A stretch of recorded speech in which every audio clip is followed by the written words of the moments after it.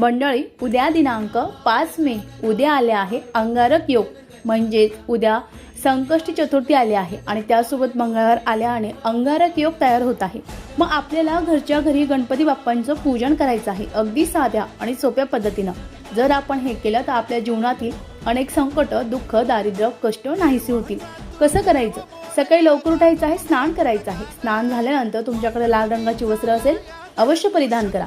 त्यानंतर आपल्याला देवाजवळ बसायचं आहे, आसन घ्यायचं आहे, दिवा अगरबत्ती लावून घ्यायची आहे।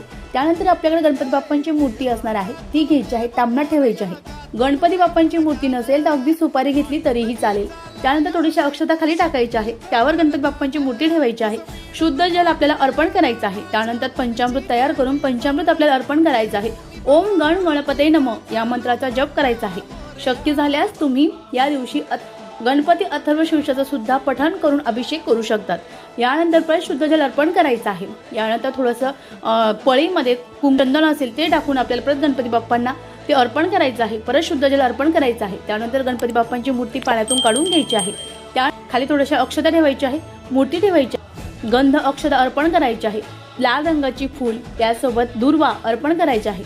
यानंतर आपल्याला या दिवशी गणपतींना जानवं असेल जानवं अर्पण करा, वस्त्र असतील वस्त्र अर्पण करा, गुळ खोबऱ्याचं नैवेद्य दाखवा आणि संध्याकाळी मोदक करा। यानंतर आरती करा आणि तो प्रसाद सर्वांनी घ्या। यासोबत जे तीर्थ आपण गणपती बाप्पांना अभिषेक करताना ठेवलं होतं हे सुद्धा तुम्हाला तीर्थ सर्वांनी प्राशन करायचं आहे। याने आपल्या जीवनातील दुःख, कष्ट नाहीसे होतात। यासोबत आपले अनेक आजार सुद्धा नाहीसे होतात। श्री स्वामी समर्थ, जय जय स्वामी समर्थ।